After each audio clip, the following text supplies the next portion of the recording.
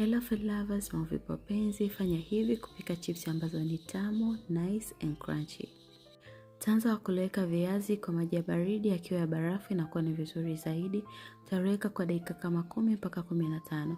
Tukiwa tumeloweka viazi, tunaenda kuchemsha maji. Utachemsha mpaka pale atakapokuwa yamechemka vizuri kabisa at boiling point. Na baada ya hapo utatoa viazi kwenye maji ya baridi, utaloweka kwenye maji ambayo ni ya moto. Baada ya dakika 10 mpaka 15 utatoa viazi na kuviweka kwenye mafuta ambayo yamepata moto. Utakaanga vizuri mpaka pale vitakapokuwa vimekaukia.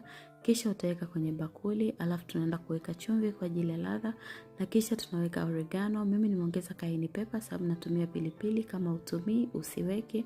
Unaweza ukatumia paprika au pilipili manga ya unga, haina tatizo. Changanya vizuri chips zako na zinakuwa tayari kutumia. Tamu kama zile za 5 star hotel, utamu guaranteed.